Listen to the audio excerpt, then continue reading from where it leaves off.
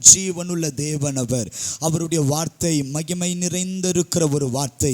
அவருடைய வார்த்தையில ஒரு வல்லமை இருக்கிறது. அவருடைய வார்த்தையில ஜீவன் இருக்கிறது. இல்லாதவைகளை இருக்கிறவைகளை போல் அழைக்கின்ற தேவன் அவர். எதையும் செய்து முடிக்கிற ஜீவனுள்ள ஆண்டவர் இந்த நல்ல ராத்திரியிலும் நம்மோடு கூட பேசட்டும் என்று சொல்லி ஒரு விஷயம் எல்லாரும் வாய்களை திறந்து, ஏசப்பா, நாங்கள் மனிதனை பார்க்க வரலை, மனிதனுடைய முகத்தை தரிசிக்க வரல, மனிதனுடைய சத்தங்களை கேட்பதற்காக நாங்கள் வரவில்லை. எங்களை உருவாக்கின சர்வ வல்லமையுள்ளவர், தாயின் கற்பத்தில் உருவாகுவதற்கு முன்பதாக எங்களை பெயர் சொல்லி அழைத்தவர், இம்மற்றும் ஜீவனை கொடுத்து பாதுகாத்த தேவன், எத்தனையோ நெருக்கங்கள் நடுவில் எங்களை விடுதலையாக்கினவர், எத்தனையோ பயணங்கள் நேரத்தில் எங்களை பாதுகாத்த தேவன், ஏதோ ஒன்று எங்களோடு கூட பேச நீர் சித்தம் வைத்திருக்கிறபடியால் அந்த தேவன் எங்களோடு கூட பிரதியட்சமாய் பேசுவீராக. எல்லாரும் வாய்களை திறந்து சொல்லலாமா?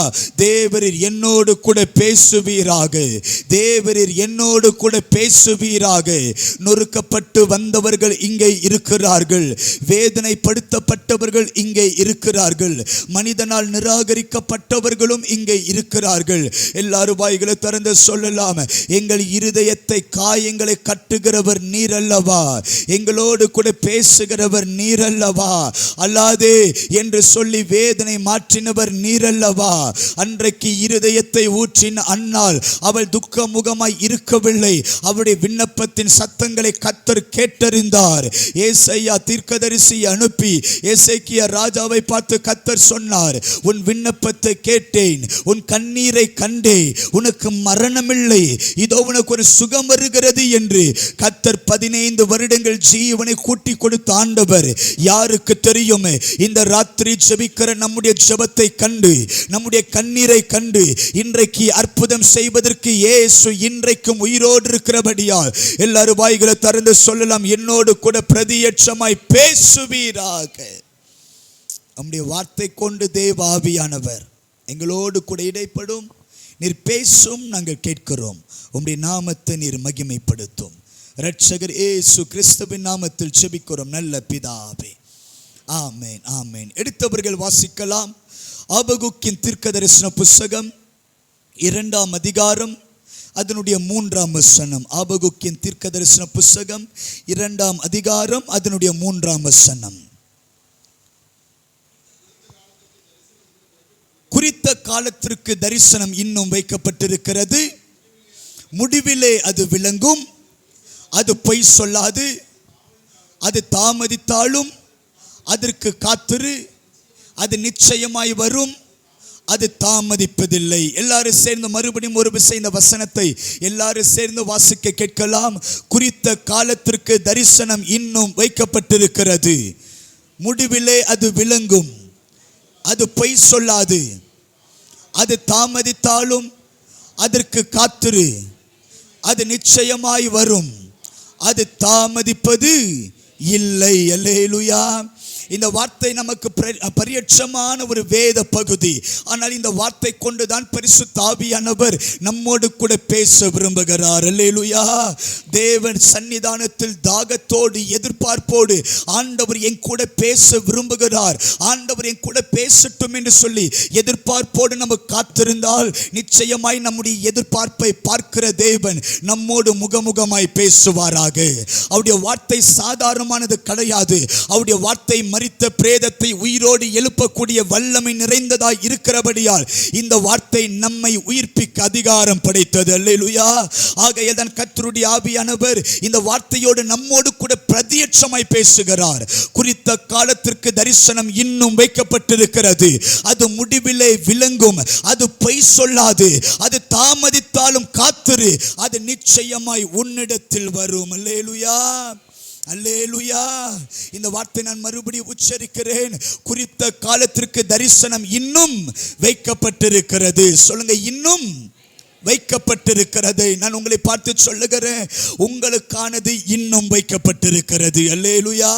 ஒருவேளை நீங்கள் இந்த ராத்திரி நேரத்தில் இந்த சத்தத்தை கேட்கிற நீங்கள் நினைத்து கொண்டிருக்கலாம், ஆண்டவர் எனக்கு 2018 தீர்க்க தரிசனமாய் சொன்னாரே, ஆண்டவர் என் கூட சொப்பனத்தில் பேசினாரே, ஆண்டவர் எனக்கு தரிசனத்தை தந்தாரே, பல தேவ மனிதர்களை கொண்டு ஆண்டவர் என்னோடு முகமுகமாய் பேசினாரே, என்னை பேர் சொல்லி அழைத்தாரே, நான் உனக்கு இப்படி செய்வேன் என்று சொன்னாரே, மோசையோடு இருந்தது போல உன்னோடு கூட இருப்பேன் என்று சொன்னாரே, நான் உனக்கு ஒரு வீட்டை கட்டுவேன் என்று சொன்னாரே.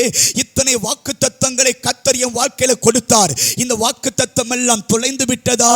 இந்த வாக்குத்தத்தம் எல்லாம் நிறைவேறாதா? இந்த வாக்குத்தத்தம் எல்லாம் இனி கண்கள் பார்க்க முடியாதா?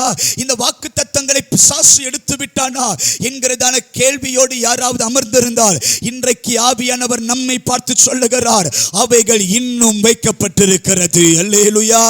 இயேசுவின் நாமத்தில் தேவ மனிதனாய் சொல்லுகிறேன், உங்கள் வாக்குத்தத்தங்கள் இன்னும் வைக்கப்பட்டிருக்கிறது. உங்கள் தீர்க்க தரிசனங்கள் இன்னும் வைக்கப்பட்டிருக்கிறது. கர்த்தர் உங்களுக்கு தருவேன் என்று சொன்ன வார்த்தை, அவைகள் இன்னும் வைக்கப்பட்டிருக்கிறது. எதை தருவேன் என்று சொன்னாரோ, எது உனக்கு சொந்தமாகும் என்று சொன்னாரோ, எதை உன்னை கொடுத்து உன்னை அழகுபடுத்துவேன் என்று சொன்னாரோ, அவைகள் இன்னும் வைக்கப்பட்டிருக்கிறது. அல்லேலூயா. 75 வயதில் கர்த்தர் ஆபிரகாமை அழைத்த பொழுது 25 வருடம் தாமதமானது. ஆனால் நடந்தது என்ன? தாமதமானாலும் வாக்குத்தத்தத்தின் புதல்வனாய் இருக்கிற ஈசாக்கை கர்த்தர் தந்தாரா? நிச்சயம் தந்தார். அர்த்தம் என்ன? எனக்கானது இன்னும் வைக்கப்பட்டிருக்கிறது. கைகளை உயர்த்தி சொல்ல முடியுமா? இன்னும் வைக்கப்பட்டிருக்கிறது. எனக்கானது இன்னும் வைக்கப்பட்டிருக்கிறது. கொஞ்சம் நல்ல கையை உயர்த்தி வாய்களை திறந்து சொல்ல முடியுமா? எனக்கானது இன்னும் வைக்கப்பட்டிருக்கிறது. விசுவாசமாய் சொல்லுங்க, எனக்கானது இன்னும் வைக்கப்பட்டிருக்கிறது. பிசாசு காதுகள் கேட்க சொல்லலாம், எனக்கானது இன்னும் வைக்கப்பட்டிருக்கிறது. ஹல்லேலூயா, ஹல்லேலூயா. எத்தனை பேர் என் கூட சேர்ந்து ஆமென் சொல்ல முடியும்? இந்த ராத்திரி பரலோகத்தின் தேவனுடைய ஆவியானவர் நம்மோடு கூட முகமுகமாய் பேசி அவர் சொல்லுகிறார், எனக்கானது கர்த்தர் இன்னும் வைத்திருக்கிறார். ஹல்லேலூயா. அவங்க உட்காரதான் போறாங்க. உட்காரத்தையும் பார்க்கணுமா? உட்காந்துட்டாங்க. ஓகேவா? என்ன கவனிக்கிறீங்களா? அல்லேலூயா, அல்லேலூயா. நம்ம எப்படி பழகிட்டோன்னா, வந்தவங்க எல்லாம் அப்படியே பார்த்துட்டு ஒரு ரவுண்ட் அப்படியே பார்த்துட்டு ஆண்டுடைய வார்த்தை கேட்டுட்டு அப்படி போனால் நம்மளுடைய இருதயத்துக்கு சந்தோஷமா இருக்கும். அல்லேலூயா. அதனால தான் நான் பிரசவம் பண்ணும்போது தண்ணி கூட குடிக்க மாட்டேன். ஏன்னா இவனுக்கு எப்படி உள்ளர இறங்குது அப்படின்னு கூட பார்த்துட்டே இருப்பாங்க. அல்லேலூயா. சத்தமாமின்னு சொல்லுங்க. அப்போ வார்த்தை ஆண்டவர் சொல்றாரு, எனக்கானது இன்னும் வைக்கப்பட்டிருக்கிறது. ஒருவேளை இன்றைக்கு தாமதத்தோடு யாராவது அமர்ந்திருக்கிறீங்களா? ஆண்டவர் எனக்கு குழந்தை பாக்கியத்தை தருவேன் என்று சொன்னார். ஆண்டவர் நல்ல திருமண வாழ்க்கையை தருவேன் என்று சொன்னார். ஆண்டவர் நல்ல ஒரு வீட்டை தருவேன் என்று சொன்னார். ஆண்டவர் நல்ல ஒரு எதிர்காலத்தை தருவேன் என்று சொன்னார். இத்தனை வாக்குத்தத்தங்கள் என் வாழ்க்கையில் இருக்கும் பொழுது இன்றைக்கு அந்த ஒரு வார்த்தை கூட என் கண்கள் பார்க்க முடியவில்லையே. நன்மை என் கண்கள் பார்க்கவில்லையே. உயர்வு என் கண்களை பார்க்கவில்லையே. என் பிள்ளைகள் என் வீட்டை சுற்றிலும் ஒலிவ மர கண்டுகளை போல் இருப்பார்கள், அது என் கண்கள் பார்க்கவில்லையே. உன் மனைவி வீட்டோரங்களில் இருக்கிற கனி தருகிற மரத்தை போல் இருப்பாள், என் கண்கள் அதை பார்க்க முடியவில்லையே. எருசலேமின் சமாதானத்தை உனக்கு தருவேன், என் கண்கள் இன்னும் அதை பார்க்கவில்லையே. ஒவ்வொரு வருடமும் கர்த்தர் வாக்குத்தத்தங்களை தருகிறார். ஒவ்வொரு நாளும் கர்த்தர் புதிய புதிய கிருபைகளை தருகிறார். இன்றைக்கு நம்முடைய கேள்வி என்ன? ஆண்டவர் எவ்வளவு வாக்குத்தத்தம் தந்தார், அந்த வாக்குத்தத்தம் எல்லாம் நிறைவேறாதா? அந்த வாக்குத்தத்தம் எல்லாம் முடிந்து விட்டதா? இனி என் கண்கள் காணாதா என்று சொன்னால், கர்த்தருடைய ஆவியானவர் சொல்லுகிறார், அவைகள் இன்னும் வைக்கப்பட்டிருக்கிறது. அல்லேலூயா. எத்தனை பேரையும் கூட சேர்ந்து ஆமென் சொல்ல முடியும்? இயேசுவின் நாமத்தில் சொல்லுகிறேன், கர்த்தர் உங்களுக்கு தருவேன் என்று சொன்னதுதான், அது யாராலும் மாற்ற முடியாது. அல்லேலூயா. வார்த்தையில சொல்லுவது வேற, ஆனா கவர்மெண்ட் சீலோட ஏதாவது சிக்னேச்சரோட ஒரு முதலமைச்சரோட தந்ததென்றால் அது சீக்கிரமாய் நிறைவேற்றப்படும் என்பதுதான் அர்த்தம். ஆகையால் இன்றைக்கு அந்த ஆவியானவர் சொல்லுகிறார், நான் சொல்லியும் செய்யாதிருப்பேனோ, அவர் வசனித்தும் நிறைவேற்றாதிருப்பேனோ, இருப்பாரோ அவர் சொன்னால் ஆகும், அவர் கட்டளையிட்டால் நிற்கும், அவரால் கூடாத காரியம் ஒன்றுமில்லை, அவரால் கூடாத காரியம் இந்த உலகத்தில் ஒன்றுமில்லை. ஒரு தேவ தூதன் மரியாளுக்கு தோன்றி, மரியாளே பயப்படாதே, ஒரு காலகட்டத்துக்குள் நான் வருவேன், நீ கர்ப்பவதியாகி ஒரு குமாரனை பெறுவாய், அவருக்கு இயேசு என்று பெயரிடு. இப்ப மரியாள் சொல்லுகிறார், ஆண்டவரே புருஷனை அறியனே, இது எப்படியாகும் என்று கேட்டால் ஆண்டவர் தேவ தூதன் சொல்லுகிறார், மனிதனால கூடாதுதான், ஆனா தேவனால் எல்லாம் கூடும். அல்லேலூயா. இன்றைக்கு நாம் கேட்கலாம், இது எப்படி நடக்கும்? எனக்கு தான் வேலை இல்லையே, எனக்கு தான் வருமானம் இல்லையே, என் வாழ்க்கை தான் இப்படி இருக்கிறதே, நான் ஒரு சாதாரண பேக்ரவுண்டை சேர்ந்தவனே, நான் போய் வீடை கட்டுவனா, எனக்கு போய் மேன்மை வருமா, இது எப்படியாகும் என்று கேட்டா அது தேவ தூதன் சொன்ன வார்த்தை போல ஆண்டவர் சொல்லுகிறார், மனிதனால கூடாதவைகள் தேவனால கூடும். அல்லேலூயா. நான் சொல்றேன், செங்கடலை பிளக்க மனிதனால் கூடுமா? கூடாது. மாறா மதுரமாக்க மனிதனால கூடுமா? கூடாது. யோர்தானை பிளக்க மனிதனால கூடுமா? கூடாது. எரிகோவை தவிடுப்பிடியாக்க மனிதனால கூடுமா? கூடாது. 18 வருஷம் உள்ள வியாதியஸ்தவனை சுகமாக்க மனிதனால கூடுமா? கூடாது. 12 வருடமாய் பெரும்பாடுள்ள ஸ்திரீ சுகமாக்க மனிதனால கூடுமா? கூடாது. 38 வருஷமாய் பெதஸ்தா கொலத்தண்டல வியாதியஸ்தனாய் படுத்தவனை சுகமாக்க மனிதனால கூடுமா? கூடாது. மலை மேலிருந்து ஏறிக்கு இயேசு வரும் பொழுது, குஷ்டரோகி என்னை சுத்தமாக்க உம்மால் ஆகும் என்ற பொழுது, மனிதனால குஷ்டரோகியை சுகமாக்க முடியுமா? நிச்சயம் முடியாது. கர்ப்பம் செத்தவருக்கு அந்த கர்ப்பத்துக்குள் ஒரு தேவ பிள்ளையை வைக்க முடியுமா? கூடாது. மலடி என்று சொன்னவளுக்கு ஜீவனை கொடுக்க, பிள்ளையை பெற்றெடுக்க இந்த உலகத்தால கூடுமா? சாத்தியம் கிடையாது. ஆனா கர்த்தர் நம்மை பார்த்து சொல்லுகிறார், மனிதனால கூடாதவைகள், பணத்தால கூடாதவைகள், திறமையால கூடாதவைகள், மருத்துவமனையால கூடாதவைகள், டாக்டரால கூடாதவைகள், மாத்திரையால கூடாதவைகள், தேவனால் எல்லாம் கூடும். அவர்தான் சொல்லுகிறார், என்னுடைய வார்த்தை சொன்ன மாதிரியே நடக்கும். வேதம் உரைக்கிற வண்ணமாய் என் தரிசனம் இன்னும் வைக்கப்பட்டிருக்கிறது. அல்லேலூயா. எத்தனை பேரையும் கூட சேர்ந்து ஆமென் சொல்ல முடியும்? உங்க பிள்ளை டாக்டர் என்று பரலோக தேவன் தீர்மானித்து எழுதிவிட்டா அது யாராலும் மாற்ற முடியாது. அந்த தேவன் தான் சொல்லுகிறார், அவைகள் இன்னும் வைக்கப்பட்டிருக்கிறது. அல்லேலூயா. எத்தனை பேரையும் கூட சேர்ந்து ஆமென் சொல்ல முடியும்? நல்ல கைகளை உயர்த்தி சொல்ல முடியுமா? அல்லேலூயா, அல்லேலூயா, அல்லேலூயா. இன்றைக்கு ஒருவேளை உங்க சூழ்நிலைகளை பார்க்கும் பொழுது, ஒருவேளை சூழ்நிலைகளுக்கும் வாக்குத்தத்தத்திற்கும் சம்பந்தம் இல்லாமல் இருக்கலாம்.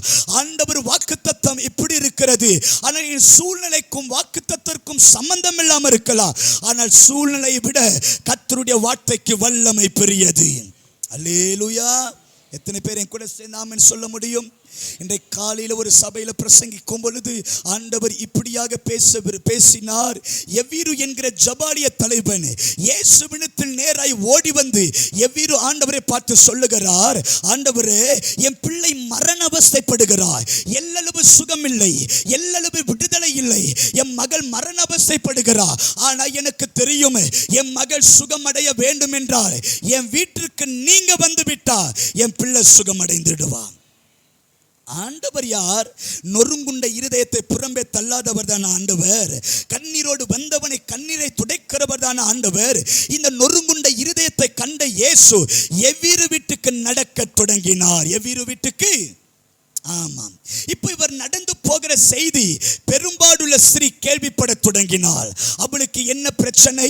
பெரும்பாடுள்ள ஸ்திரீ போக்கு போய்கொண்டே இருக்கிறது. தன்னுடைய ஆசையை விட்டு சுகத்தை தேடினால் சுகம் கிடைக்கவில்லை. எல்லாவற்றையும் விட்டு சுகத்தை தேடினால் சுகம் கிடைக்கவில்லை. எல்லளவு சுகம் இல்லை, எல்லளவு விடுதலை இல்லை. கடைசி ஒரு நம்பிக்கை, மனிதனால கூடாதவைகள் தேவனால கூடும் என்று விசுவாசித்து கூட்டத்துக்குள் நடுவில் போய் இவருடைய வஸ்திரத்தை தொட்டால் ஆகிலும் நான் சுகமடைவேன் என்று யாருக்கும் சொல்ல தயங்கிக் கொண்டு கூச்சப்பட்டு மறைமுகமாய் அவருடைய வஸ்திரத்தை தொட வகை தேடினார். அல்லேலூயா. நான் சொல்றேன், இவள் யார் என்றால் தீட்டுள்ளவள். சொல்லுங்க, யார் இவள்? தொடப்போக வேண்டியவர் யார் என்றால் நசரேயன். சொல்லுங்க, யாரு? ஆமா. இப்ப நியாயப்பிரமாணம் என்ன சொல்லுகிறது என்றால், ஒரு தீட்டுள்ளவள் ஒரு மனிதனை தொடக்கூடாது என்று நியாயப்பிரமாணம். இன்னமும் ஆழமாய் சொன்னால், ஒரு தீட்டுள்ளவள் நசரேய விருதுள்ளவனை தொடவே கூடாது. அப்படி தொட்டுட்டா நசரேயன் சாயங்காலம் வரைக்கும் திட்டுப்படுவார். அவர் பட்டணத்துக்கு வெளியே தான் நிற்பார். சூரியன் மறைந்த பின்பதாக அவர் தன்னை சுத்திகரித்த பின்பதாக தான் பட்டணத்துக்குள் வர வேண்டும் என்று நியாயப்பிரமாணம் சொல்லுகிறது. இப்ப பிசாசு பார்க்கிறா, இந்த தீட்டுள்ளவள் நசரேயனை தொட்டா நசரேயன் தீட்டுப்படுவார். அல்லேலூயா. தீட்டுள்ளவள் நசரேயனை தொட்டா நசரேயன் என்ன பண்ணுவார்? இப்ப பிசாசு பார்த்துட்டே இருக்கிறான். இயேசு தீட்டுப்பட்டுட்டா ஒரு பெரிய தாக்குதலை தேசத்தில் ஏற்படுத்தலாம். இயேசு பாவம் செஞ்சுட்டா, இயேசு பலவீனப்பட்டுட்டா, இயேசு தீட்டுப்பட்டுட்டா, எல்லாருக்குள்ள வியாதி, எல்லாருக்குள்ள பலவீனம், எதையாக செஞ்சிடலாம் என்று பிசாசு பார்த்து கொண்டிருக்கிறார். நசரேயனை நோக்கி இந்த தீட்டுள்ளவள் நசரேயனை தொட வரும் பொழுது நசரேயனை தொட்டாள். ஆனால் என்ன நடந்தது? நசரேயன் தீட்டுப்பட்டு போகவில்லை. தீட்டுப்பட்டவுடைய வியாதி அவளை விட்டு ஓடி போனது. அல்லேலூயா. அப்ப நான் கேட்கிறேன், எந்த தீட்டும் இயேசுவை தீட்டுப்படுத்த முடியாது. இப்ப நான் சொல்றேன், அந்த இயேசு எனக்குள்ள இருக்கிறது உண்மை என்றால் தீட்டு என்னை தொடும், ஆனா நான் தீட்டுப்பட்டு போக மாட்டேன். பிசாசு நினைக்கிறா, உலக மனுஷனுக்கு வியாதி கொடுத்தா அவன் தீட்டுப்பட்டு போவார். தேவ பிள்ளைக்கு இந்த வியாதி கொடுத்தா தேவ பிள்ளை தீட்டுப்பட்டு போறன்னு பிசாசு நினைக்கிறா. ஆனா அவனுக்கு தெரியல, உலகத்தில் இருக்கிறவனை பார்க்கிலும் நமக்குள் இருக்கிற இயேசு பெரியவராய் இருக்கிறபடியால் எந்த தீட்டும் என்ன தொடும், என்ன தீட்டுப்படுத்த முடியாது. ஆகையால் தான் தேவ மனிதன் சொல்லுகிறார், நான் மரண இருளின் பள்ளத்தாக்கில் நடந்தாலும் பொல்லாப்புக்கு பயப்படுவது இல்லை, காரணம் என்னோடு இயேசு இருக்கிறார். அப்ப அவர் எனக்குள்ள இருந்தால் நான் தீட்டுப்பட்டு போவது இல்லை. ஆமென் சொல்லுங்க. இப்ப நான் சொல்றேன், அப்போ பலவீனத்தை பிசாசு தொட்டா நீங்கள் பலவீனம் அடைந்து விடுங்களா? பிசாசு உங்களை தீட்டுப்படுத்தா நீங்க தீட்டுப்பட்டு போவீர்களா? சாத்தியம் கிடையாது. வல்லமை எனக்குள் இருக்கிறபடியால் எனக்கே தெரியாமல் வல்லமை புறப்பட்டு போய் தீட்டுகளை கர்த்தர் சங்காரம் செய்வாராக. ஒருவேளை இந்த ராத்திரி நேரத்தில் யாராவது தீட்டுப்பட்டவர்களாய், துக்கப்பட்டவர்களாய், வியாதிப்பட்டவர்களாய் இன்றைக்கு அமர்ந்திருப்பீங்க என்றால், நான் பேசிக் கொண்டிருக்கிற இந்த நேரத்தில் இந்த வார்த்தை விசுவாசிக்கிற தேவ பிள்ளைகள் இருப்பீர்கள் என்றால், அந்த தீட்டு உங்களுக்கே சொல்லாமல் உங்களிடத்தில் வல்லமை புறப்பட்ட போனபடியால் தீட்டு விலக தொடங்கும். கைகளை தட்டி கர்த்தரை மகிமைப்படுத்தலாம். இப்பொழுதே தேவ வல்லமை வெளிப்படுவதாக. ஒரு 2 நிமிடம் நல்ல கைகளை தட்டி வாய்களை திறந்து தெய்வத்தை மகிமைப்படுத்தலாம். ரகடமன சந்தடல பிரௌடனமன திடகடகடபா. உன்னை தொட வந்த தீட்டு உன்னை சேதப்படுத்தாது. உனக்கு விரோதமாய் ஒரு வழியில வந்தவன் இப்பொழுதே 7 வழியால் ஓடுகிறான். உனக்கு விரோதமாய் உருவாக்கப்படுகிற ஆயுதம் அது வாய்க்காதே போய்விடும். உனக்கு விரோதமாய் வருகிற 10,000 பேர் படையெடுத்து வந்தாலும் உன்னை சேதப்படுத்துவது இல்லை. அல்லேலூயா. இப்ப இயேசு அவர்களை பார்த்து கேட்கிறார், என்னை தொட்டது யார்? என்னிடத்தில் வல்லமை புறப்பட்டது. அப்ப எல்லாரும் சொல்றாங்க, ஏண்டவரே உங்க பக்கத்துல ஒருத்தர் 2 பேரா வராங்க, உங்க பக்கத்துல ஆயிரக்கணக்கான பேர் வராங்க, எத்தனை பேர் உன்னை தொடலாம்? அப்பொழுது இயேசு சொன்னாரா, எல்லாரும் தொடுவது போல இங்க ஒருத்தி தொடல. அவளுடைய தொடுதல்ல விசுவாசம் இருக்கு. அவளுடைய தொடுதல்ல ஏதோ ஒன்று இருக்கிறது. அவ என்னை தொட்ட விதம் வித்தியாசமானது. என்னையும் மீறி வல்லமை புறப்பட்டது. அதற்கு அர்த்தம் என்ன? இங்க ஒரு 50 பேர் இந்த வார்த்தையை கேட்கலாம். எல்லாரும் ஏக்கத்தோடு கேட்க மாட்டார்கள். யாரோ ஒரு கூட்டம், யாரோ 2-3 பேர் இந்த வார்த்தை வரும் பொழுது இது என்னுடைய வார்த்தை என்று விசுவாசமாய் கேட்பார்கள். பார்த்தீங்களா? அவர்களுக்கு வார்த்தை பிரசங்கிக்கும் பொழுது ஆட்டோமேட்டிக்கா வல்லமை புறப்பட்டு போய் உங்க வீட்டில் இருக்கிற சூழ்நிலைகள், உங்க வீட்டில் இருக்கிற அந்தகாரங்கள், உங்க வீட்டில் இருக்கிற இருளில் வல்லமைகள், உங்க வீட்டில் இருக்கிற சாபத்தின் வல்லமை உங்களுக்கே தெரியாமல் புறப்படும். ஏன்னா இந்த பெரும்பாடுள்ள ஸ்திரீ தொட்டது விசுவாசத்தோடு தொட்டாள், ஏக்கத்தோடு தொட்டாள், கண்ணீரோடு தொட்டாள், அவமானத்தோடு தொட்டாள். எல்லாரும் கைவிட்டார்கள் என்று எதிர்பார்ப்போடு தொட்டவளுக்கு கர்த்தர் விடுதலை கொடுத்தார். அல்லேலூயா. இன்றைக்கு அந்த எதிர்பார்ப்போடு இன்னைக்கு தொட வந்து இருக்கிறீங்க என்றா எழுதி வைத்துக் கொள்ளுங்கள், உங்களுக்கான சுகமும் இறங்கி வரப்போகிறது. அல்லேலூயா. இப்போ எவ்வியருடைய மனநிலைமை யோசித்து பாருங்க. ஏசப்பாவை ஏன் விட்டு கலைத்தேன்? ஏசப்பாவை என் பிள்ளையுடைய சுகத்துக்காக அழைத்தேன். ஏசப்பா என் குழந்தையோடு பேசணும் என்று அழைத்தேன். ஆனா இயேசு என் வீட்டுக்கு வராம இந்த பெரும்பாடு ஸ்திரியோடு பேசுகிறார். இயேசு என் பிள்ளைக்கு சுகம் தராம இந்த பெரும்பாடுள்ள ஸ்திரிக்கு சுகம் தருகிறார். இயேசு என் பிள்ளையோடு பேசாம இவளோடு பேசுகிறார் என்று இப்ப எவருடைய மனநிலைமை எப்படி தெரியுமா? சூழ்நிலை தலைகீழாக மாறினது. இப்ப எவ்விரு சூழ்நிலை மாறின பொழுது அவனுடைய இருதயம் கலங்கி கொண்டிருக்கலாம். அப்பொழுது இயேசு மறைமுகமாய் எவ்வீரு பார்த்து என்ன தெரியுமா சொல்லியிருக்கலாம்? எவ்வீருவே, நீ சூழ்நிலை நம்பலாம், நான் சூழ்நிலை நம்ப முடியாது. அல்லேலூயா சொல்லுங்க. இயேசு சூழ்நிலையை நம்ப மாட்டார். சொல்லுங்க, இயேசு சூழ்நிலையை நம்ப மாட்டார். இப்ப சூழ்நிலை நம்பாத இயேசு நேரா எவ்வீரு வீட்டுக்கு நடந்து போகும் பொழுது ஒரு வேலைக்காரன் எவ்வீரு பார்த்து இப்படி சொல்லுகிறார், நீ போதகரை தொந்தரவு படுத்த வேண்டாம், உன் பிள்ளை மரித்து போனது. அப்ப எவருடைய மனநிலைமை எப்படி இருக்கும்? என் ஜெபம் கேட்கப்படலையா? என் கண்ணீர் கேட்கப்படலையா? என் அழுகை கேட்கப்படலையா? இவர் வந்தா சுகமடைந்து எவ்வளவு விசுவாசமா ஜெபித்தேன், இனி என் ஜெபம் கேட்கப்படாதா? என் பிள்ளை செத்து போனாலா என்று மார்படித்து அழுகிற நேரத்தில் இயேசு மறைமுகமாய் என்ன தெரியுமா சொல்லியிருக்கலாம்? எவ்வீருவே, நீ கேள்விப்பட்டதை நம்பலாம், நான் கேள்விப்பட்டதை நம்புவது இல்லை. அல்லேலூயா சொல்லுங்க. இயேசு கேள்விப்பட்டதை நம்ப மாட்டார். சொல்லுங்க, இயேசு கேள்விப்பட்டதை நம்ப மாட்டார். இப்ப கேள்விப்பட்டதை நம்பாத இயேசு நேரா வீட்டுக்குள்ள போனா எல்லாரும் மார்படித்து அழுது கொண்டிருக்கும் பொழுது இயேசு அவர்களை பார்த்து என்ன தெரியுமா சொன்னார்? பிள்ளை சாகவில்லை, பிள்ளை. அப்ப இதுக்கு என்ன அர்த்தம்னா, நீ பார்க்கிறத நம்புற, நான் பார்க்கிறத நம்ப மாட்டேன். சொல்லுங்க, இயேசு பார்ப்பதையும் நம்ப மாட்டார். சொல்லுங்க, இயேசு பார்ப்பதையும். இப்ப நான் சொல்றேன், நீங்கள் ஆராதிக்கிற இயேசு யார் தெரியுமா? நீங்க அழுகிற இயேசு யார் தெரியுமா?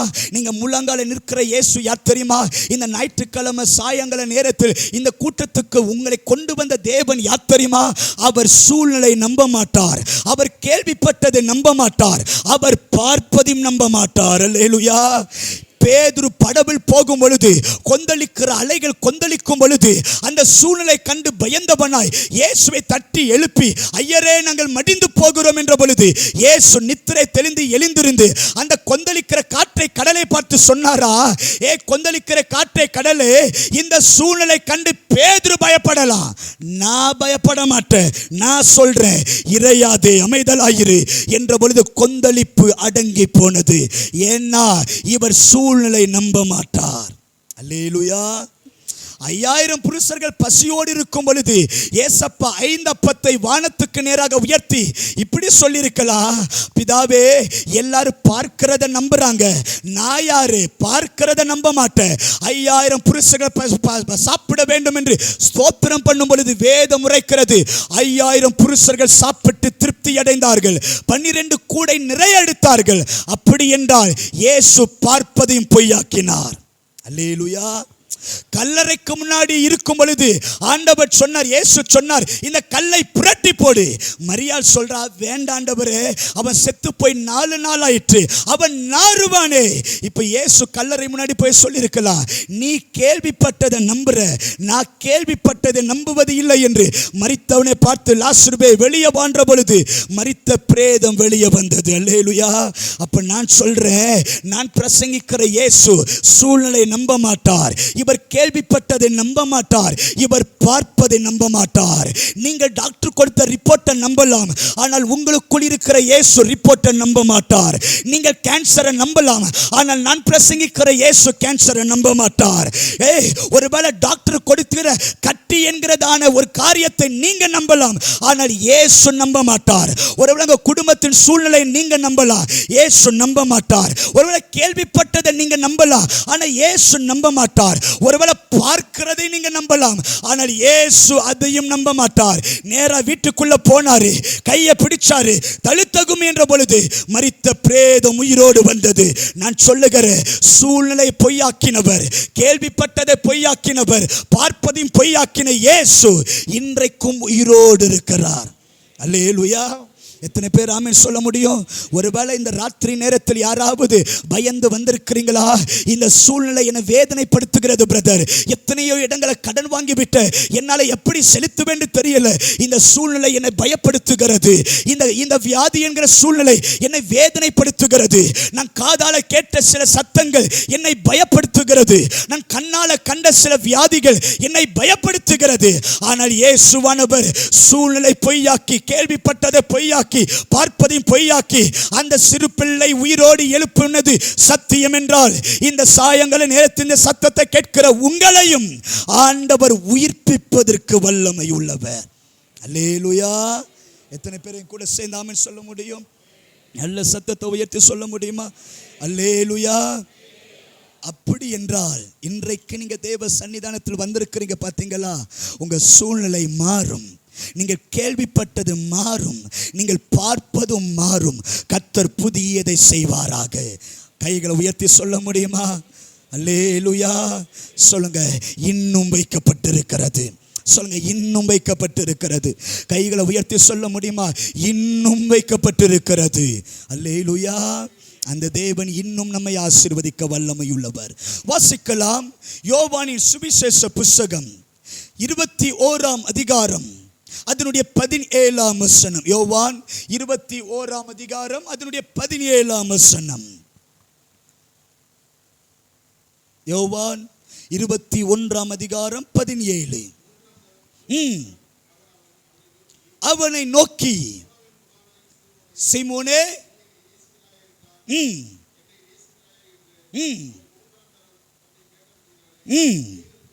பேதுரு துக்கப்பட்டு, ஆண்டவரே, நீர் எல்லாவற்றையும் அறிந்திருக்கிறீர், நான் உம்மை நேசிக்கிறேன் என்பதையும் நீர் அறிவீர் என்றார். இயேசு, என் ஆடுகளை மேய்ப்பாயாக என்றார். அல்லேலூயா. இந்த சம்பவம் எல்லாருக்கும் நன்றாய் பரிச்சயமான ஒரு வேத பகுதி. ஜெபத்தோடு கவனிங்கள். கர்த்தர் நிச்சயமாய் நம்மோடு தீர்க்கமாய் பேச விரும்புகிறார். இப்போதான் நான் செய்திக்குள்ளாகவே போறேன். நல்ல ஜெபத்தோடு கவனிங்கள். எனக்கு நேரம் இல்லாதபடியால் நான் சீக்கிரமாய் முடிக்க விரும்புகிறேன். நல்ல ஜெபத்தோடு கவனிங்கள்.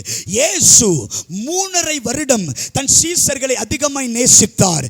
சீசர்களுக்கு ஜெபத்தை கற்றுக் கொடுத்தார். சீசர்களுக்கு பிசாசுகள் மேல் அதிகாரம் கொடுத்தார். சீசர்களுக்கு வியாதிகளை சுகமாக்க வேண்டும் என்று கற்றுக் கொடுத்தார். பிசாசு வானத்தில் மின்னலை போல விழுவது இயேசு முகமுகமாய் கண்டார். இயேசுவுடைய அதிக ஆசை, சீசர்கள் நான் போன பின்பதாக சீசர்கள் தேவனுக்காக பிரகாசிப்பார்கள். அவர்கள் புறப்படுவார்கள், சகல ஜாதிகளை சீசராக்குவார்கள், அவரை கொண்டு தேசம் நடுநடுங்கும், தேசங்களை கலக்குவார்கள் என்று ஒரு பெரிய எதிர்பார்ப்போடுதான் இயேசு 12 சீசர்களை தெரிந்து கொண்டார். அல்லேலூயா. ஆமாம், அல்லேலூயா. எல்லாம் கவனிக்கிறீங்களா? ஆமா, கொஞ்சம் நீங்க கவனமா கேட்டாதான் இந்த வார்த்தை புரியும். ஆமென் சொல்லுங்க. இப்போ நான் சொல்றேன், இயேசுடைய அதிக எதிர்பார்ப்பு என்ன? சீசர்கள் எனக்காக பிரகாசிப்பார்கள். அல்லேலூயா. இப்படி இயேசுடைய நம்பிக்கை இருக்கிற நேரத்தில் நடந்தது என்ன? உயிரோடு வந்த இயேசு சீசர்களை பார்க்க வேண்டும் என்று சீசர்களை பார்க்க நடக்கும் பொழுது என்ன நடக்கிறது? சீசர்கள் பின்வாங்கினவர்களாய் படகுல மீன்களை பிடித்துக் கொண்டிருக்கிறார்கள். அப்போ ஏசப்பா பேதுருவை பார்த்து கேட்டாரு, பேதுருவே, நீ என்னை? ஆமாண்டவரே, நான் உம்மை நேசிக்கிறேன்ப்பா அப்படின்னு உடனே இயேசு சொன்னார், நீ என் ஆடுகளை. இப்ப நான் கேட்கிறேன், பேதுரு அப்படின்ன உடனே நம்முடைய சிந்தனையில் வருகிறது என்ன தெரியுமா? இயேசுவானவர் ஜலத்தின் மேல நடந்து போகும் பொழுது இந்த பேதுருவும் இயேசுவை கண்டவுடனே சொன்னார், ஆண்டவரே, நீரேயானால் நானும் ஜலத்தின் மேல நடந்து உம்மிடத்தில் வரட்டும் என்று கட்டளையிடும் என்று ஜெபித்தார். இயேசு ஜலத்தின் மேல நடக்க போகும் பொழுது பேதுரு கண்டவன் இப்படி சொல்லுகிறார், Lord, if it is you, I want to walk on water. எனக்கு முன்பதாக நடக்கிறவர் நீரானால் உம்மை போலவே நானும் இந்த கடல் மேல நடக்க வேண்டும் என்று இயேசுவை போலவே பேதுரு கடல் மேல காலை வச்சு நடந்து போகும் பொழுது கொந்தளிப்பை கண்டு, சூழ்நிலைகளை கண்டு சந்தேகப்பட்டு தண்ணீருக்குள் மூழ்கினவன் பேதுரு. பேதுரு யார் என்றால் ஒன்று சந்தேகப்பட்டவன். சொல்லுங்க, பேதுரு யாரு? கொஞ்சம் சத்தமா சொல்லுங்க, பேதுரு யாரு? சந்தேகப்பட்டவன். இரண்டாவது யார் பேதுரு என்றால், இயேசு தம்முடைய மரணத்தை குறித்து சீஷர்களோடு பேசிக் கொண்டிருக்கிறார். நான் சிலுவை சுமரணும், என்னை மனிதர்கள் கரத்தில் நான் ஒப்புக் கொடுக்கப்படுவேன், என்னை ஆணியில் அறிவார்கள், நான் மரிப்பேன், ஆனால் 3ஆம் நாள் உயிரோடு வருவேன் என்று சீஷர்களோடு தம்முடைய மரணத்தை குறித்து சொல்லும் பொழுது இந்த பேதுரு என்ன தெரியுமா பண்ணா? இயேசுவின் கையை பிடிச்சு தனியே கொண்டு போய் சொன்னார், ஆண்டவரே நீர் சிலுவையிலே சுமரக்கூடாது என்று இயேசுவை கண்டிக்க தொடங்கினான். அர்த்தம் இந்த பேதுரு தேவ திட்டத்தை தடுத்தவன். சொல்லுங்க, பேதுரு யாரு? ஒன்று பேதுரு யாரு? சந்தேகப்பட்டவன். இரண்டாவது பேதுரு யாரு? தேவ திட்டத்தை தடை செய்தவன். சொல்லுங்க, தேவ திட்டத்தை. மூன்றாவது பேதுரு யார் என்றால் ஒரு சாதாரணமான பெண். அவனை பார்த்து கேட்கிறான், நீயும் இயேசுவோடு இருந்தவன் தானே? கேட்டா இவன் சொல்றா, இயேசுவா? அவரெல்லாம் யார் என்று தெரியாது என்று இயேசுவை மறுதலித்து இயேசுவை சபிக்க தொடங்கினான். மூன்றாவது பேதுரு யாரு? இயேசுவை மறுதலித்தவன், இயேசுவை சபித்தவன். அல்லேலூயா. இப்ப நீங்க சொல்லுங்க, முதலாவது பேதுரு யாரு? சந்தேகப்பட்டவன். இரண்டாவது பேதுரு யாரு? தேவ திட்டத்தை தடை செய்தவன். மூன்றாவது பேதுரு யாரு? இயேசுவை மறுதலித்து சபித்தவன். பேதுரு மேலே ஏகப்பட்ட எஃப்ஐஆர். ஒரு விஷயம், இயேசு ஒலிவ மலையில ஜெபிக்கும் பொழுது எலியாவும் மோசையும் சஞ்சரிக்கும் பொழுது இந்த பேதுரு நடுவில் குறுக்கிட்டு, ஆண்டவரே உமக்கு ஒரு கூடாரம், எலியாவுக்கு ஒரு கூடாரம், மோசைக்கு ஒரு கூடாரம் என்று பரலோக சத்தத்தை தடை பண்ணினவன் இந்த பேதுரு தான். இயேசு சிலுவையில் அறைந்தவுடனே நான் மீன் பிடிக்க போகிறேன் என்று பின்வாங்கினவனும் இந்த பேதுரு தான். வாங்க மீன் பிடிக்கலாம் என்று எல்லாரும் பின்வாங்குவதற்கு காரணமாக இருந்தவன் யாரு? அப்போ பேதுரு மேலே ஏகப்பட்ட எஃப்ஐஆர் இருக்குல்ல. இப்போ இவன் தான் சொல்றான், ஆண்டவரே நான் உம்மை, சத்தமா சொல்லுங்க, நான் உம்மை. இப்படி சொன்ன உடனே நம்மளா இருந்தால் என்ன பண்ணுவோம்? அப்படின்ட்டு ஒரு லுக் விட்டுருப்போம்ல, கூடவே இருந்தல்ல ஆனால் கோத்து விட்டுட்டல்ல அப்படின்னு சொல்லியிருப்போம்ல. ஆனால் இவர் என்ன தெரியுமா பண்ணாரு? நான் நேசிக்கிறேன்ப்பா அப்படின்ன உடனே இவர் உள்ளத்தில் ஒரு ஒன்று, நீ என் ஆடுகளை மேய்ப்பாயாக. இரண்டாவது, நீ என் ஆட்டுக்குட்டிகளை மேய்ப்பாயாக. மூன்றாவது, உன் பேர் கேபா எனப்படும். நாலாவது, இந்த கல்லின் மேல் என் சபையை கட்டுவேன். ஐந்தாவது, பாதாளத்தின் வாசல் உன்னை மேற்கொள்ளாது. ஆறாவது, பரலோகத்தின் திறவுகோலை நான் உனக்கு தருகிறேன். ஏழாவது, எந்த இடத்தில் நீ என்னை மறுதலித்தாயோ, எந்த யூதருக்கு முன்னாடி என்னை குற்றப்படுத்தினாயோ, அதே யூத கோத்திரத்தின் நடுவில் யூதர்களுக்கு நான் உன்னை அப்போஸ்தலனாய் வைப்பேன் என்று அதே இடத்தில் கர்த்தர் அவனை அப்போஸ்தலனாய் உயர்த்தினார். அல்லேலூயா. இப்ப நான் கேட்கிறேன், மறுதலித்தவனை கர்த்தர் இப்படி உயர்த்தும் பொழுது ஒருவேளை பக்கத்தில் இருக்கிறவன் கேட்கலாம், இல்ல என்னாண்டவரே ஆடுகளை மேய்க்கிறதுக்கு இவனுக்கு என்ன தகுதி? ஒருவேளை உம்முடைய ஊழியத்தை செய்வதற்கு இவனுக்கு என்ன தகுதி? சபையை கட்டுவதற்கு இவனுக்கு என்ன தகுதி? பாதாளத்தின் வாசலை மேற்கொள்வதற்கு இவனுக்கு என்ன தகுதி? இவன் மறுதலித்தவன் தானே, இவன் தூசித்தவன் தானே, இவன் தேவ திட்டத்தை தடுத்தவன் தானே என்று மனிதன் எல்லாரும் சொன்னா, ஆண்டவர் பக்கத்தில் என்ன தெரியுமா சொல்லுவாரு? நீ பேதுருவை பார்க்கிற பார்வை என்னை மறுதலித்தவன் என்று பார்க்கிற, என்னை தூசித்தவன் என்று பார்க்கிற, சந்தேகப்பட்டவன் என்று பார்க்கிற. ஆனா நான் அவனை எப்படி தெரியுமா பார்க்கிற? படவு முழுவதும் மீன்கள் இருக்கும் பொழுது, வலை முழுவதும் வீழ்கள் இருக்கும் பொழுது, ஏ பேதுருவே என்னை பின்பற்றி வா, நான் உன்னை மனுஷனை பிடிக்கிறவன் ஆக்குவேன் என்று சொல்லும்போது இந்த பேதுரு படவையும் வீட்டையும் எல்லாவற்றையும் விட்டு துணிகரமாய் இயேசுவின் பின்பதாக நடக்க தொடங்கினார். இப்ப ஆண்டவர் பார்க்கிறாரு, யாருக்கும் தெரியாம எனக்காக வந்தானே, அதை கண்டுதான் இன்னைக்கு அவனுக்கு நான் வாக்குத்தத்தங்களை தருகிறேன். என்னை சிறைக்குள் கொண்டு போகும் பொழுது, என்னை சிலுவையில் அறையும் பொழுது, என்னை ஒருவன் இழுத்து கொண்டு போகும் பொழுது, எல்லாரும் அமைதலாய் இருக்கும் பொழுது பேதுரு உருவிய பட்டயத்தை எடுத்து அந்த சேவகனுடைய காதை துண்டித்தானே, அவனுக்குள் மறைந்திருக்கிற என் வைராக்கியத்தை கண்டு நான் சொல்லுகிறேன், இவன் என் ஆடுகளை மேய்ப்பான். அதற்கு அர்த்தம் என்ன? இன்னைக்கு நம்ம யோசிக்கலாம், எனக்கு என்ன தகுதி இருக்கு? எனக்கு உயர்வு வருவதற்கு என்ன தகுதி? நான் கார் வாங்குவதற்கு என்ன தகுதி? நான் வீடு கட்டுவதற்கு என்ன தகுதி? நான் ஊழியம் செய்வதற்கு என்ன தகுதி என்று நீங்கள் கேட்டால் எனக்குள்ள ஆயிரப்பட்ட பிரச்சனை இருக்கு. ஆனா ஆண்டவர் என் பிரச்சனையை பார்க்காம சொல்றாரு, யாருக்கு தெரியாமல் அன்றைக்கு முள்ளங்கால நின்றதானே, யாருக்கு தெரியாம இன்னைக்கு வைராக்கியமா இருந்ததானே, யாருக்கும் தெரியாமல் அன்றைக்கு என் சமூகத்தில் 40 நாள் உபவாசம் இருந்ததானே, யாருக்கும் தெரியாமல் என் குடும்பத்தை விட எனக்கு நீதாங்க முக்கியம், என் வேலையை விட எனக்கு நீங்க தான் முக்கியம், என் பிள்ளைகளுடைய எனக்கு நீங்க தான் முக்கியம் என்று அன்னைக்கு எல்லாவற்றையும் தூக்கி போட்டு ஆண்டவருக்காக வைராக்கியமா இருந்தீங்களே, அந்த அந்தரங்கத்தில் இருக்கிற வைராக்கியத்தை கண்டுதான் இன்றைக்கு கர்த்தர் வெளியரங்கமான வாக்குத்தத்தத்தை தருகிறார். அல்லேலூயா. நீங்க நினைக்கலாம், நான் ஊழியம் செய்வதற்கு என்ன தகுதினா, யாரும் செய்யாத ஒரு தியாகத்தை யாருக்கும் தெரியாத இடத்தில் நீங்கள் செய்தீர்கள். அன்னைக்கு வேலையை விட இயேசுதான் முக்கியம் என்று ஞாயிற்றுக்கிழமை வேலையை தூக்கி போட்டு ஊழியத்துக்குள் வந்தபடியால் கர்த்தர் அந்த வைராக்கியத்தை கண்டு இன்றைக்கு பிரயோஜனப்படுத்துகிறார். அல்லேலூயா. எத்தனை பேர் ஆமென் சொல்ல முடியும்? சத்தமாய் சொல்ல முடியுமா? அந்த தேவன் தான் இன்றைக்கு உங்களை பார்த்து சொல்லுகிறார். இன்றைக்கு எல்லாரும் உன்னை குறைப்படுத்துகிறார்கள், எல்லாரும் உன்னை குறை சொல்லுகிறார்கள். உனக்கு என்ன தகுதி? மைக்க பிடிக்க உனக்கு என்ன தகுதி? நீ செயல்படுத்துவதற்கு என்ன தகுதி என்று உலக மனிதன் கை நீட்டி பேசும் பொழுது பரலோக தேவனாகிய கர்த்தர் சொல்லுகிறார், நான் மனிதன் பார்க்கிறபடி நான் பாரேன். மனிதன் முகத்தை பார்க்கிறார், நானோ யாருக்கும் தெரியாத விட்ட கண்ணீரை பார்க்கிறேன், யாருக்கும் தெரியாமல் நீ பட்ட அவமானத்தை பார்க்கிறேன், என் நாமத்து நிமித்தம் நீ பட்ட பிரயாசங்களை பார்க்கிறேன். ஆகையால் நான் இன்றைக்கு உன்னை பிரயோஜனப்படுத்துகிறேன். அல்லேலூயா. சத்தமா சொல்லுங்க அல்லேலூயா. எனக்கு நேரமில்லை, நல்ல ஜெபத்தோடு கவனியுங்கள். இப்படி பேதுரு மேல ஏகப்பட்ட வாக்குத்தத்தங்களை கர்த்தர் வைத்தார். ஆமென் சொல்லுங்க. இப்ப இந்த வைத்த உடனே 20-21 வசனத்தை வாசிங்கள். அதே 21 அதிகாரம் யோவான் 20-21.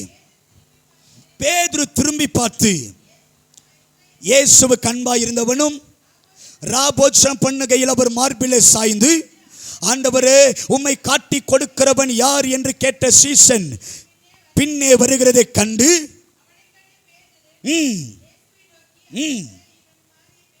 அல்லேலூயா. இப்போ இந்த சம்பவம் எல்லாருக்கும் நல்லா தெரியும். ஆமென் சொல்லுங்க. பின்னாடி ஒரு சீசன் வருகிறார். அவன் பேர் என்னது? யோவான். சொல்லுங்க, அவன் பேர் என்னது? சத்தமா சொல்லுங்க, அவன் பேர் என்னது? யோவானை குறித்து 3 கேரக்டர். 20 வசனத்தை மறுபடி வாசிங்கள். யோவான் யார் என்றால், 1 இயேசுவுக்கு அன்பாயிருந்தவன், 2வது அவன் இயேசுவின் மார்பிலேயே சாய்ந்தவன். எல்லாரும் அமைதலாய் இருக்கும் இவனுக்குள்ள வைராக்கியம், உம்மை காட்டி கொடுக்கிறவன் யார் என்று கேட்டவன். அப்படி என்றால் வைராக்கியமானவன். ஆமென் சொல்லுங்க. இப்ப இந்த யோவான் யாரு? 1 அன்பானவன். சொல்லுங்க, அன்பானவன். 2வது மார்பில் சாய்ந்தவன். 3வது சொல்லுங்க வைராக்கியமா. இப்ப நீங்க சொல்லுங்க, முதலாவது யோவான் யாரு? அன்பானவன். 2வது யோவான் யாரு? மார்பில் சாய்ந்தவன். 3வது யோவான் யாரு? இப்ப பேதுரு யாரு? பாத்தீங்களா? ஆமா, பேதுரு யாரு? சந்தேகப்பட்டவன், தேவ திட்டத்தை தடை செய்தவன், இயேசுவை மறுதலித்தவன். அல்லேலூயா. இப்ப 2 பேர் வாங்கப்பா, நீங்க சும்மா வாங்க. வாப்பா. நீங்க நில்லு, ஒருத்தர் இங்க நில்லு. அல்லேலூயா. இவர் யாரு? பேதுரு. சொல்லுங்க, இவர் யாரு? இப்ப இவர் கேரக்டர் சொல்லுங்க. சந்தேகப்பட்டவன், தேவ திட்டத்தை தடை செய்தவன், மறுதலித்தவன். அல்லேலூயா. இந்த கேரக்டர் யாரு? பேதுரு. இவர் இல்ல. ஆமென் சொல்லுங்க. இவர் ஆண்டவருக்காக ஊழியக்காரனா வரட்டும். அல்லேலூயா. இப்ப மறுபடியும் சொல்றேன், பேதுரு யாரு? சந்தேகப்பட்டவன், தேவ திட்டத்தை தடுத்தவன், இயேசுவை. இவர் யாருன்னா யோவான். இவர் கேரக்டர் என்னது? அன்பானவன், மார்பில் சாய்ந்தவன், இயேசுவுக்காக.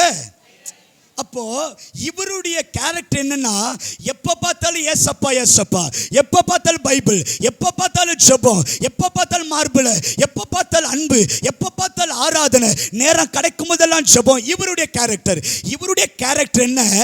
ஏசப்பாவை மறுதலிப்பாரு, ஏசப்பாவை கோத்து விடுவாரு, ஏசப்பாவை மாட்டி விடுவாரு, ஏசப்பாவை எங்கேயாவது அனுப்பி விடுவாரு. இப்படி பண்றவருடைய வேலை இவருடைய வேலை. இப்ப நான் கேட்கிறேன், இந்த 2 பேர்ல உங்க ஓட்டு யாருக்கு? என்ன எல்லாரும் மோடிக்கு போட்ட மாதிரி தெரியுது. ஆமா, உங்க ஓட்டு யாருக்கு? சத்தமா சொல்லுங்க. ஏன் யோவான் அன்பா இருக்கிறாரு, மார்பல சாயிறாரு இயேசுவுக்காக. அப்போ நம்ம ஓட்டு யாருக்கு போடுவோம்? இப்ப நான் கேட்கிறேன், இவருக்கு என்ன சொன்னார் ஆண்டவர்? ஒன்னு, நீ என் ஆடுகளை, நீ என் ஆட்டுக்குட்டிகளை, நீ கேபா எனப்படுவாய், பரலோகத்தின் வாசலை உனக்கு திறப்பேன், உனக்கு தருவேன், நீ சபையை கட்டுவே, பாதாள வாசம் மேற்கொள்ளாது, பிரபு கொலவனுக்கு தருவேன், நீ யூதனுக்கு அப்போஸ்தலனாய். இவருக்கு இப்ப இவருக்கு ஏதாவது சொன்னாரா? இவருக்கு சொன்ன மாதிரி அங்க இவருக்கு சொன்னாரா? இவர் கேட்கிறாரு, இவருக்கு என்னன்னா, என்ன ஆண்டவரே, மறுதலித்த எனக்கு ஆடுகளை மேய்க்கிற ஊழியமா? ஒரு சாதாரண பெண்ணிடத்தில் போய் இயேசுவை தெரியாது என்று சொன்ன எனக்கு சபை ஊழியத்தை தரீங்களா? பாதாளத்தின் மேல் அதிகாரத்தை தரீங்களா? திறவு கொலை தரீங்களா? என் மேல பெரிய பெரிய திட்டமா? என்னது நான் அப்போஸ்தலனா என்று இவன் யோசிக்கும் பொழுது இப்படியே திரும்பி இவரை பார்க்கிறாரு. இவர் யாருன்னா அன்பானவர், இவர் யாருன்னா மார்பில் சாய்ந்தவர், இவர் யாருன்னா வைராக்கியமானவர். இப்ப இவருக்கு டவுட் வருது, எனக்கே இவ்வளவு தரனா இவனுக்கு எவ்வளவு தருவாரு? கேள்வி வருமா? வரும் தானே. இப்போ நான் மேக்ஸ் நான் படிக்கும் பொழுது 10ஆவதுல எனக்கு கணக்கு வராது. வாத்தியார் பாடம் எடுக்கும்போது கவனிக்க மாட்டேன், ஏன்னா புரியாது. 4:30 மணிக்கு ஸ்கூல் விட்ட உடனே 5 மணிக்கு கிரிக்கெட் பேட் எடுத்து கிரவுண்டுக்கு ஓடிடுவேன். காலையில் 8 மணி வரைக்கும் படுத்து எக்ஸாம் எழுதுனா 100க்கு 84 மார்க்கு. எவ்வளோ மார்க்கு சொல்லுங்க. அப்போ எனக்கு கேள்வி வரும் தானே, எனக்கே 84னா முன்னாடி பெஞ்சில் ஒருத்தன் உட்கார்ந்து இருக்கிறான், வாத்தியார் பாடம் எடுக்கும் போதெல்லாம் கவனிப்பா. 4:30 மணிக்கு ஸ்கூல் விட்ட உடனே 5 மணிக்கு டியூஷன் பேக் எடுத்து டியூஷன் ஓடிடுவான். காலையில் 4 மணிக்கெல்லாம் எழுந்து கணக்கு போடுறவனுக்கு எவ்வளோ இருக்கும்? 100க்கு 100 ஆச்சு வரும்ல. அப்போ எனக்கு கேள்வி வரும் தானே, படிக்காத எனக்கு, கிரிக்கெட் பேட் எடுத்த எனக்கு, தூங்கின எனக்கே 84 மார்க்குனா, ஓ படித்தவனுக்கு எவ்வளோ, டியூஷனுக்கு போனவனுக்கு எவ்வளோ, காலையில் எழுந்து வாத்தியா சரி அந்த கணக்கு போட்டவனுக்கு எவ்வளவு ஒரு கியூரியாசிட்டி எனக்கு வருமா வராதா? ஒரு எதிர்பார்ப்பு எனக்கு வரும் தானே. அத போலதான் இவருக்கு வருது, எனக்கே ஆடுகளை மேய்க்கிற ஊழியன்னா ஆண்டவரே இவன் காரியம் போய் உட்காருப்பா, தேங்க்யூ. அல்ல நமக்கு அது கேள்வி வரும் தானே. இப்ப நான் கேட்கிறேன், அங்க யோவானுக்கு ஆண்டவர் ஏதாவது சொன்னாரா? ஒன்னே ஒண்ணு, இவன் உயிரோடு இருக்க சித்தமானா உனக்கு என்ன? பேதுருவுக்கு சொன்ன மாதிரி ஏதாவது சொன்னாரா? இல்லை. இப்போ இந்த நல்ல கவனிங்க, இந்த சம்பவத்தின்படி பேதுரு யார் என்றால் துன்மார்க்கன். சொல்லுங்க, பேதுரு யாரு? இந்த சம்பவத்தின்படி யோவான் யார் என்றால் நீதிமான். சொல்லுங்க, யாரு? இப்போ நமக்கு கேள்வி வரும் தானே. இப்போ அப்போ நீதிமானா இருக்கிற யோவானுக்கு எதுவுமே தரல, பாவம் செஞ்ச பேதுருவுக்கு தருகிறார். இப்போ நம்முடைய கேள்வி என்ன தெரியுமா? ஜெபிக்கிற எனக்கு ஒன்றும் நடக்கல பாஸ்டர், ஆராதிக்கிற எனக்கு ஒன்றும் நடக்கல பாஸ்டர், முழங்கால நிற்கிற எனக்கு ஒன்றும் நடக்கல பாஸ்டர், வேதத்தையே தியானிக்கிற எனக்கு ஒன்றும் நடக்கல பாஸ்டர். ஆனால் அங்கே இயேசுவை தேடாதவன் வீடு மேலே வீடு வாங்குறான், சபைக்குள்ளே வராதவன் காரு மேலே காரு வாங்குறான், இயேசுனால பிடிக்காதவன் சொத்து சேர்த்து வைத்து தன் பிள்ளைகளுக்கு ஆஸ்திகளை சேர்த்து வைத்துக்கிறான். இப்போ நமக்கு கேள்வி வரும் தானே, ஜெபிக்காதவனுக்கு அற்புதம் நடக்கிறது, குடிகாரனுக்கு அற்புதம் நடக்கிறது, தேவனை தேடாதவனுக்கு அற்புதம் நடக்கிறது, பேதுருவுக்கு அற்புதம் நடக்கிறது. நான் மார்பில சாய்ந்தனே, நான் ஆண்டவருக்காக வைராக்கியமா இருந்தனே, இரவும் பகலும் ஜெபித்துக் கொண்டிருந்தனே, என் வீடு முழுவதும் அதிகாலை எழுந்து ஏசப்பாவை துதிச்சனே, தூங்கும் பொழுது ஜெபித்து தானே தூங்குவேன், என் பிள்ளைக்கு கர்த்தருடைய பயத்தை சொல்லி தானே நான் தூங்குறேன். இப்படி ஆண்டவர் ஆண்டவர் ஆண்டவர் என்று ஆண்டவருக்காக வாழ்ந்திருக்கும் பொழுது ஆண்டவர் பேதுருவுக்கெல்லாம் தந்து யோவானுக்கு தராம இருந்தா யோவானுக்கு கேள்வி வருந்தானே. இன்னைக்கு நமக்கும் அப்படிதான் கேள்வி. நான் ஆண்டவர்கிட்ட கேள்விகளை கேட்டிருக்கிறேன். செழிப்பை குறித்து பிரசங்கிக்கிறவன், கிருபை குறித்து பிரசங்கிக்கிறவன், பாவம் செய்து கொள்ளலாம் என்று பிரசங்கிக்கிறவன், பெரிய பெரிய கட்டிடத்தை கட்டி ஆலயத்தை நடத்தி பெரிய பெரிய காரு பங்களா என்று வாங்கி பெரிய பெரிய பஸ்ஸை விட்டு திரள் கூட்டம் வரும் பொழுது எனக்கு தோணும் தானே, அப்படி என்றால் வைராக்கியமாய் வாழ்ந்து சத்தியத்தை சத்தியமாய் போதித்து ஆண்டவருக்காக ஜீவனுள்ள நாளெல்லாம் எதிர்பார்ப்பு இல்லாமல் என் குடும்பம் என்னை புறம்பே தள்ளினாலும் ஆண்டவருக்காக வாழணும் என்கிற வைராக்கியமா வரும்போது எனக்கு தோணும் தானே, அவனுக்கெல்லாம் செஞ்சவர் ஏன் எனக்கு செய்யவில்லை? நமக்கும் ஒரு எதிர்பார்ப்பு வருது தானே, அவங்களுக்கெல்லாம் நடக்குது ஆண்டவரே, ஏன் எனக்கு ஒன்றும் நடக்கல? என் ஜெபம் எல்லாம் வீணா, என் கண்ணீர் எல்லாம் வீணா, என் முழங்கால் எல்லாம் வீணா, நான் வேதத்தை தியானித்ததெல்லாம் வீணா, தேவ பிரசன்னத்தில் அழுததெல்லாம் வீணா, அது பிரயோஜனமா இல்லையா என்று நமக்கு கேட்க தோணுதானே. நல்ல கவனிங்க, நேரம் இல்லை. இதே சம்பவம், இன்னொரு சம்பவம். ஒரு தகப்பனுக்கு 2 பிள்ளை. இளையவன் அப்பாவை விட்டு தூரமாய் போய் பாவம் செய்கிறான், விபச்சாரம் செய்கிறான், ஆஸ்திகளை அழித்து போடுகிறான், தகப்பனுக்கு விரோதமாய் தூரமாய் இருக்கிறான். அவன் விபச்சாரம் செய்து அப்பாவை தேடி வரும்போது அப்பா என்ன பண்ணார்? அவ வந்த உடனே கொளுத்த கன்றை அடிப்பித்தார். வந்த உடனே மேலக்கீழ சத்தத்தை வாசித்தார். வந்த உடனே உயர்ந்த வஸ்திரம், முத்திரை மோதிரம், பாதரட்சையை கர்த்தர் இளையவனுக்கு தந்தார். இப்போ மூத்த குமாரன் வயலெல்லாம் வேலை செஞ்சு நேரா வீட்டுக்குள்ள வந்தா கொளுத்த கன்று, மேலக்கீழ சத்தம். இப்ப கேட்கிறான், யாருக்கு இந்த கொளுத்த கன்று? வேலைக்காரன் சொல்றான், ஒருத்தன் பாவம் செஞ்சு வந்தான்ல, ஒருத்தர் விபச்சாரம் செஞ்சான்ல, ஒருத்தர் தகப்பனை தேடாம இருந்தான்ல, ஒருத்தர் அப்பா கிட்ட இருந்து எல்லாவற்றையும் எடுத்துக்கொண்டு தூரமாய் ஓடி அப்பாக்கு கெட்ட பேர் தந்தான்ல, அவன் திரும்ப வந்தபடியால் அப்பா அவனுக்கு இதையெல்லாம் செஞ்சார். அப்போ மூத்தவனுக்கு கேள்வி வரும் தானே. நீங்க வீட்டில் வாசிங்க, எனக்கு நேரம் இல்லை. லூக்கா 15ஆம் அதிகாரம் 29, 30 நீங்க வீட்டில் போய் வாசித்து பாருங்கள். அப்பொழுது அந்த மூத்த குமாரன் சொல்லுகிறார், பாவிகளோடு இருந்தவன் திரும்ப வந்தபடியால் இவனுக்கு கொளுத்த கன்றை அடிப்பிக்கிறீரே, என் சிநேகிதர்களோடு சந்தோஷமா இருக்கும்படி என்றைக்காவது எனக்கு ஒரு ஆட்டு குட்டியாகிலும் அடிப்பித்தீரோ என்று மூத்த குமாரன் தகப்பனை பார்த்து கேட்கிறார். இப்ப நான் கேட்கிறேன், மூத்த குமாரன் கேட்டது நியாயமா இல்லையா? நியாயமா இல்லையா? இளைய குமாரன் பாவம் செஞ்சு வீட்டுக்கு வந்தாவே அப்பா பெரிய ட்ரீட் வைக்கிறாரு, சூப்பர், கெடா வெட்டுறாரு, கொளுத்த கன்று, மேலக்கிற சத்தம் எல்லாமே ஓகே. ஆனா மூத்த குமாரன் கேட்கிறான், நான் ஒரு நாள் கூட அவனை மாதிரி பாவம் செய்யலையே, நான் ஒரு நாள் கூட அவன் மாதிரி தூரமா போலையே, நான் ஒரு நாள் கூட அவன் செஞ்ச பாவத்தை செய்யாம இரவும் பகலும் நியாய பிரமாணத்துக்கு உண்மையா இருந்து இரவும் பகலும் அப்பாவையே நேசித்து உங்க தோட்டத்திலேயே ஊழியம் செய்கிறேனே, என்னைக்காவது எனக்கு ஒரே ஒரு கொளுத்த கன்று வேணா, ஒரே ஒரு ஆட்டுக்குட்டி அடிச்சிங்களா? அப்ப இவன் கேட்டது நியாயமா இல்லையா? அல்லேலூயா, அல்லேலூயா. இப்ப நான் கேட்கிறேன், அப்போ இளைய குமாரனுக்கு செய்தவர் யாருக்கு செய்யவில்லை? பேதுருவுக்கு செய்தவர் யாருக்கு செய்யவில்லை? அப்ப நமக்கு கேள்வி வரும் தானே, ஏன் எனக்கு செய்யல, ஏன் எனக்கு தரல, ஏன் என் ஜெபத்தை கேட்கல, ஏன் கர்த்தர் அற்புதம் செய்ய நமக்கு கேட்க தோணும். அதுக்கு ஆண்டவர் என்ன தெரியுமா பதில் சொல்றார்? மூத்தவனை பார்த்து, மூத்தவனே, இவன் காணாமற் போனான், திரும்பவும் காணப்பட்டான், இவன் மரித்தான், திரும்பவும் உயிர்த்தான்.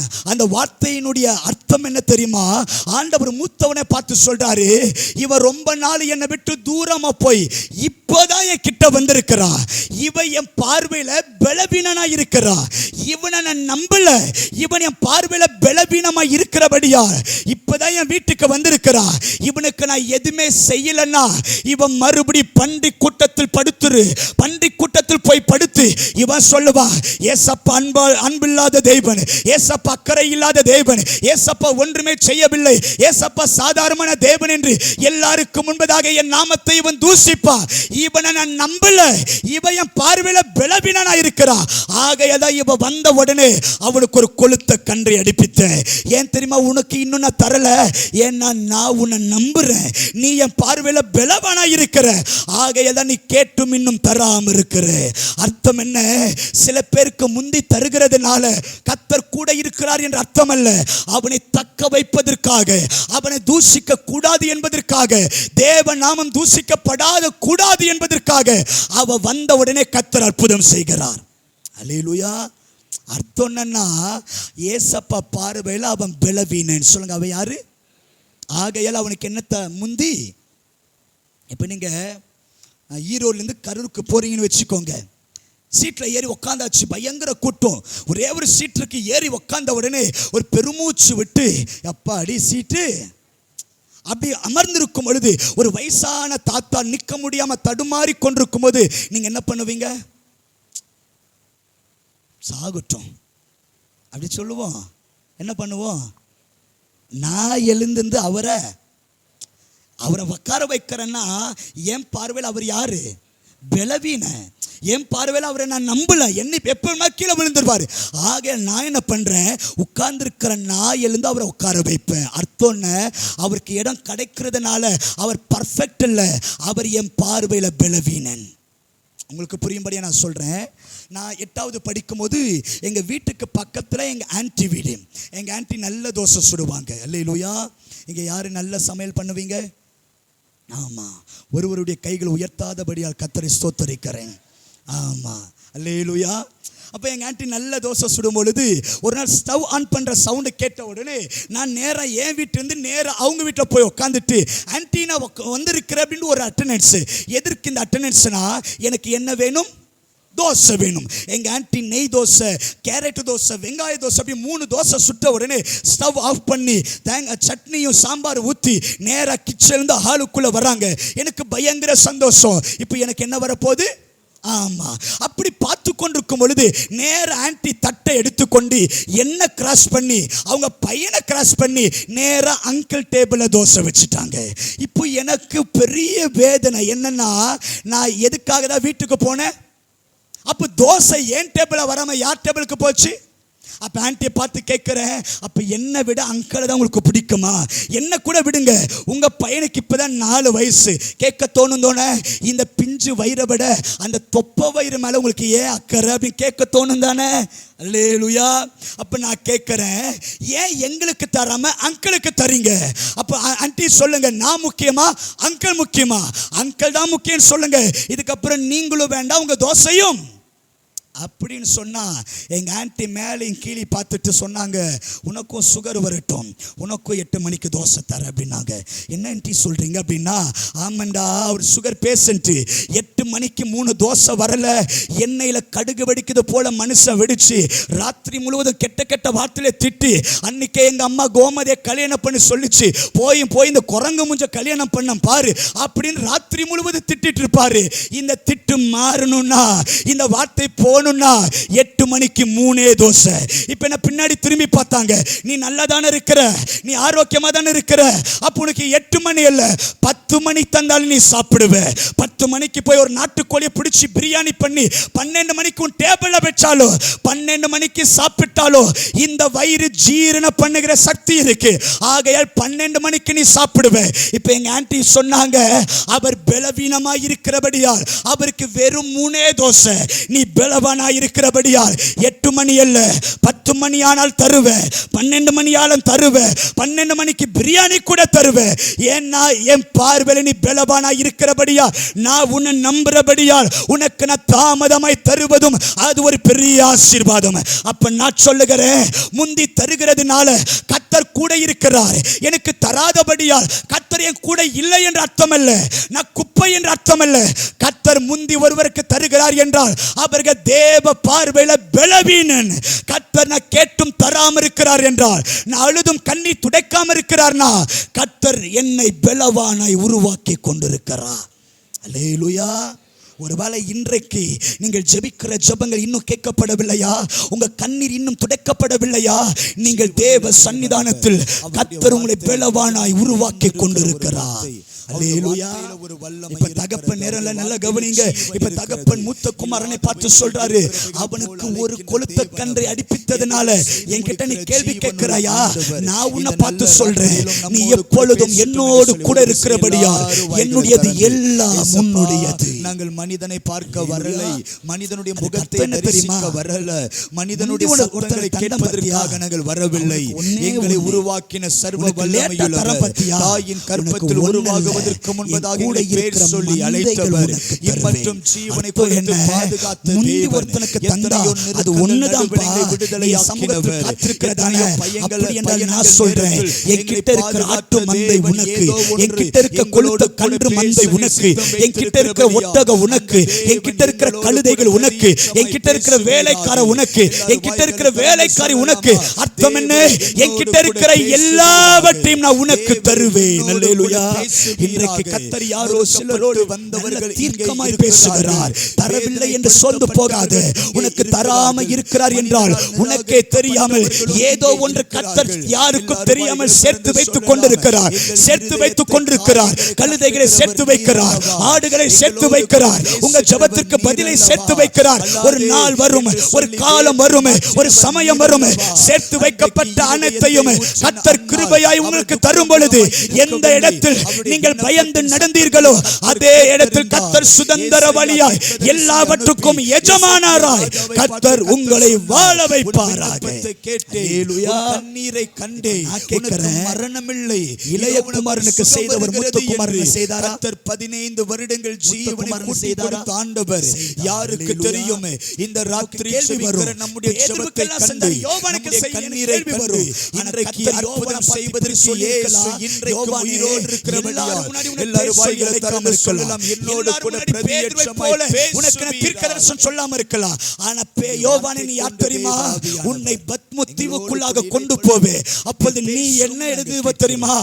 ஆதியும் அந்தமுமானவர், அல்பா ஒமேகாவானவர், இருந்தவர் இருக்கிறவர், முந்தினவர் பிந்தினவர். இது மாத்திரமல்ல, 7 சபைகளை குறித்து நீதான் தீர்க்கதரிசனம் எழுத வேண்டும் என்று ஆண்டவர் யோவானை பார்த்து சொன்னார். பேதுரு சபைகளை கட்டலாம், ஆனா சபைகளை குறித்த தீர்க்கதரிசனம் நீதான் எழுத வேண்டும். கர்த்தர் சபைகளுக்கு சொல்லுகிறதை காதுள்ளவன் கேட்க வேண்டும் என்று சபையின் வளர்ச்சி யோவான் கரத்தில் கர்த்தர் கொடுத்தார். அவர் மணவாளன், சபை மணவாட்டி என்கிற வெளிப்பாடை கர்த்தர் இந்த யோவானுக்கு தந்தார். அர்த்தம் என்ன? எல்லாரும் முன்னாடி கர்த்தர் பேதுருவை உயர்த்தினார். யாருக்கும் தெரியாத இடத்தில் அதிகமாய் கர்த்தர் யோவானை பிரயோஜனப்படுத்தினார். இப்ப நான் உன்னை பார்த்து சொல்லுகிறேன், அந்த யோவானுக்கு பேதுருவுக்கு செய்தவர் யோவானுக்கு செய்தாரா? செய்தார். இளைய குமாரனுக்கு செய்தவர் மூத்த குமாரனுக்கு செய்தாரா? செய்தார். அர்த்தம் என்ன? அப்ப உங்க வீட்டு பக்கத்தில் இருக்கிறவனுக்கு செய்தவர் உங்களுக்கு செய்யாம இருப்பாரா? உங்களுக்கு செய்வார். உங்களுக்கு தர வேண்டியதை தருவார். உங்களுக்கு செய்ய வேண்டியதை தருவார். தாமதமாகலாம், இல்லாதது போல தெரியலாமே, செயல்படாத மாதிரி தெரியலாமே, ஆனால் நாட்கள் வரும் பொழுது உங்களுக்கு தருவது அதிகமாயிருக்கும். ஜனங்கள் ஆச்சரியப்படுகத்தக்கதாய் கர்த்தர் உங்களையும் உயர்த்துவாராக. அல்லேலூயா. எத்தனை பேர் ஆமென் சொல்ல முடியும்? இன்றைக்கு இந்த வார்த்தையின் பிரசன்னத்தை கர்த்தர் உங்களுக்கு தருவாராக. எல்லாரும் எழுந்திருந்து ஒரு 2 நிமிடம் நம்ம ஜெபிக்க போகிறோம். எல்லாரும் எழுந்திருந்து இந்த மாதம் முழுவதும் இந்த வார்த்தை நம்மை நடத்தட்டும் என்று சொல்லி எல்லாரும் ஒரு விசை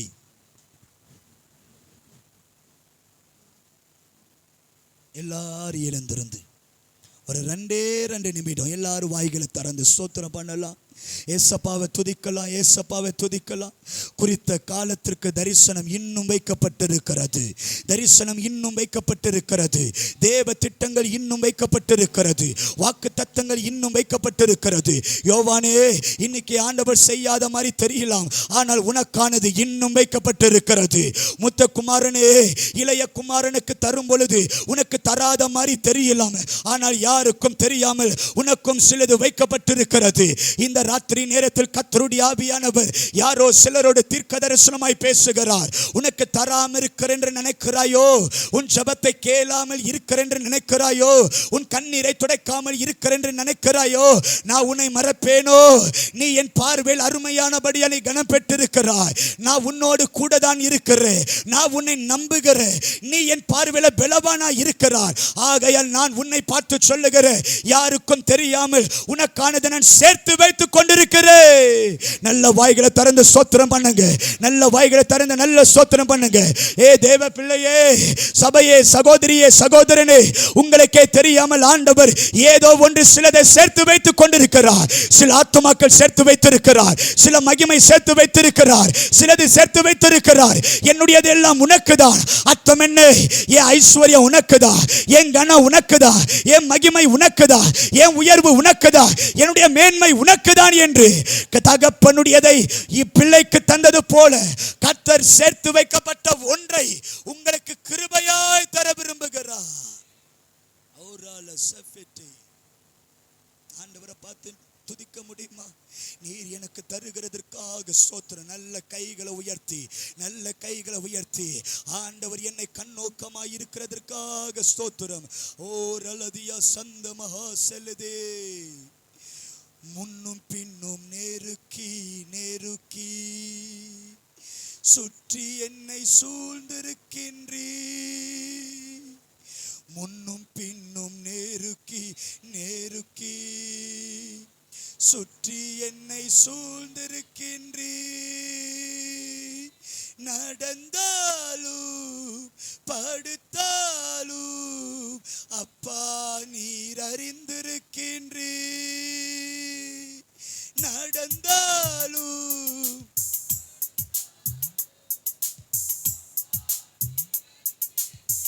நன்றி ராஜா, நன்றி ராஜா, இயேசு ராஜா, நன்றி ராஜா, இயேசு ராஜா, என்னை காண்பவரே, காப்பவரே, என்னை காண்பவரே, காப்பவரே, ஆராய்ந்து சுற்றி சுற்றி சூழ்ந்திருக்கின்றீர். ஆராய்ந்து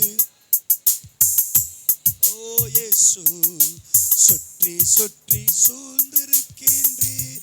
நான் அமர்வதும் நான் அமர்வதும் நான் எழுவதும் நான் அமர்வதும் நான் எழுவதும் நன்றாய். எத்தனை பேர் சொல்ல முடியும்? நன்றாய் என்னை காண்பவரே, என்னை காண்பவரே, தீனம் காப்பவரே,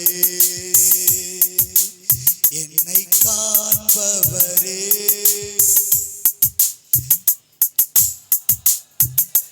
கருவை கண்கள் கண்டன மறைவாய் வளர்வதை கவனித்தீரே. கருவை கண்டன மறைவாய் கவனித்தீரே. அதிசயமாய் பிரமிக்கத்தக்க பக்குவமாய் உருவாக்கி. சொல்ல முடியுமா? என்னை அதிசயமா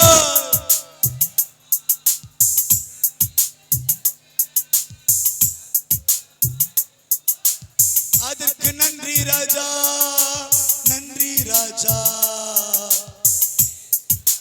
ஓ ஜீசஸ், இயேசு ராஜா, என்னை காண்பவரே. துதிங்க துதிங்க துதிங்க. எஸ், என்னை பார்க்கிறதுக்கு இன்னும் ஒருவர் இந்த உலகத்தில் இருக்கிறார். என்னை காண யாரும் இல்லை என்று நினைக்கிறாயோ? சொல்லுங்க, என்னை காண்பவரே, என்னை காண்பவரே, தீனம் காப்பவரே. சொல்லுங்க, என்னை காண்பவரே, காண்பவரே. சொல்லுங்க, என்னை காண்பவரே. சபையே, தேவ பிள்ளையே, உன்னை பார்க்கிறதுக்கு யாரும் இல்லை என்று நினைத்தாயோ? என் ஜெபத்தை கேட்பதற்கு யாரும் இல்லை என்று நினைத்தாயோ?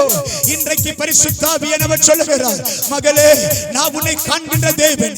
உன் உட்காருதலையும் எழுந்திருதலையும் எனக்கு தெரியும். என்னை ஆராய்ந்து அறிந்திருக்கிறவர், என் நாவில் சொல் பெறுவதற்கு முன்பதாக எல்லாவற்றையும் அறிந்தவர். அவர்தான் இந்த ராத்திரி நம்மை பார்த்து சொல்லுகிறார், குறித்த காலத்திற்கு தரிசனம் இன்னும் வைக்கப்பட்டிருக்கிறது. அது பொய் சொல்லாது. அது தாமதித்தாலும் காத்திரு, அது நிச்சயமாய் உன்னிடத்தில் வரும். அது இனி தாமதிப்பது இல்லை. நல்ல கைகளை தட்டி கர்த்தரை மகிமைப்படுத்தலாம். நல்ல கையை தட்டி, நல்ல கையை தட்டி. எனக்கு சிலது வைக்கப்பட்டிருக்கிறது, எனக்காக சிலது சேர்த்து வைக்கப்பட்டிருக்கிறது. எனக்கு ஏதோ ஒன்று கர்த்தர் வைத்திருக்கிறார். யோவானை உயர்த்தினவர், மூத்த குமாரனை உயர்த்தினவர், கர்த்தர் உங்களையும் உயர்த்த போகிறார். உங்க ஜெபத்தை கேட்க போகிறார். கர்த்தர் அற்புதங்களை செய்ய போகிறார். நல்ல கையை தட்டி கர்த்தருக்கு ஸ்தோத்திரம். ஓ ஜீசஸ், நீர் அப்படியே செய்ய போகிற நல்ல கிருபைக்காக ஸ்தோத்திரம். பரலோக பிதாவே, இயேசு கிறிஸ்துவின் நாமத்தில் ஜெபிக்கிறோம். கூடி வந்திருக்கிற ஒவ்வொருவருக்காகவும் நாங்கள் நன்றி சொல்லுகிறோம். ஒவ்வொரு தேவ பிள்ளையுடைய கண்ணீர் துடைக்கப்படுவதாக, பாரங்கள் மாறுவதாக, வியாதிகள் மாறுவதாக, அற்புதங்கள் நிறைவேறுவதாக, தேவ சுகம் இறங்குவதாக. இன்றைக்கு கேட்ட வார்த்தையின் வண்ணமாய் இவர்களுக்கானது இவர்களுக்கு கொடுக்கப்படுவதாக. இயேசுவின் நாமத்தில் தாமதித்தாலும் காத்திரு, அது நிச்சயமாய் உன்னிடத்தில் வரும். இனி அது தாமதிப்பது இல்லை என்கிற வார்த்தைக்காக உமக்கு நன்றி சொல்லுகிறோம். வந்த ஒவ்வொருவரையும் ஆசீர்வதியும். உம்முடைய நாமத்தை நீர் மகிமைப்படுத்தும். இயேசு கிறிஸ்துவின் நாமத்தில் ஜெபிக்கிறோம். ஜெபம் கேளும் நல்ல பிதாவே. நல்ல கைகளை தட்டி கர்த்தரை மகிமைப்படுத்தும்.